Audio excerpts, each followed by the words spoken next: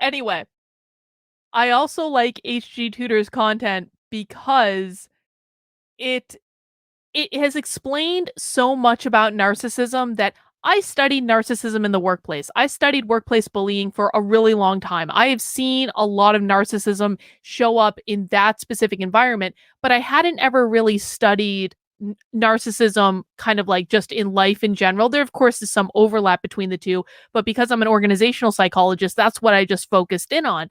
And so he actually helped me to understand a lot more nuance about narcissism than I had before. And he's helped me really to kind of differentiate what I think, what type of like when the woke left is being driven by narcissism, which I think some of them are, not all of them, but I think some of them are, and when they're being driven by something else, because I think it's very easy to say that the woke left is narcissistic. It's narcissism. It's narcissism. It's narcissism. And I think you absolutely can make that argument for like some of the people, definitely some of the more true believers on the woke left, absolutely.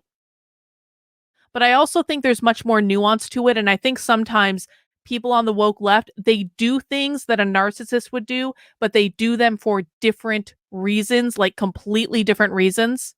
So they might end up in the same place, but I don't necessarily always care about where they end up. I care about how they got to that place and the decisions that they made because I want to be able to predict what they're going to do next, right?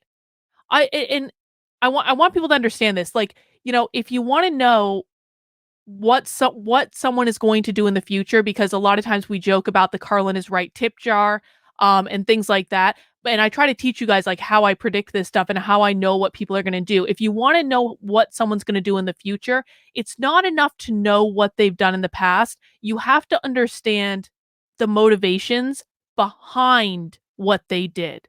So why did they do it? Because they may be confronted with a similar situation in the future, but not quite the same. And so you might end up with a completely different result because you didn't properly understand the motivation. You just looked back and said, okay, these two things are really similar. Well, on the face of it, they might appear similar, and I can understand that. But when you dig a little bit deeper, you understand that there's more nuance, and that allows you to predict what someone is going to do.